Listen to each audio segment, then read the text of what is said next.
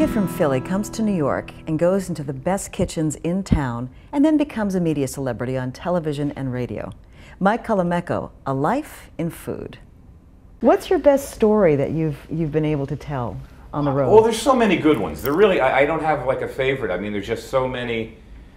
And I think what makes the show good for people is that that's it. Is it isn't. I try and get out of the way and let chefs tell their stories or neighborhoods tell their stories. So, I mean, we had a great one this summer when, you know, as a kid growing up, my grandmother always bought San Marzano tomatoes. It's a region in Italy, and of course the name's been a little bastardized. But now the Italians are sort of trying to codify what that name means and put, you know, special things on the label. But I wanted to see what made that tomato so great. What was it about San Marzano?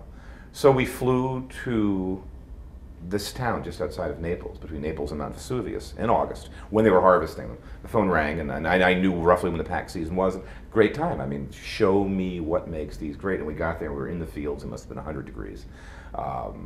But there we were, and we got to see the water, this water table that the Greeks had wrote about, this amazingly clean, high water table that's coming off of the mountains there. And then you could see the Bay of Naples in the distance, and this is very volcanic soil. And these are the tomatoes that are long, almost like banana shaped. They're not like our normal American plum tomatoes. It's a difference. And the first day we got there, we're just filming, and I just picked one off and dusted it off and bit it, and it was just thick flesh. The skin was like tissue.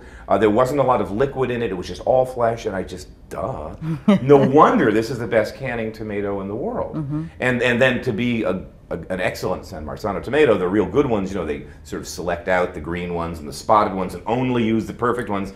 But, you know, so things like that help because I'm learning too, you know, like it just comes together when you're out there. But there's so many good stories. I mean, you know, it's a great business. It's a colorful business. Chefs are lots of fun.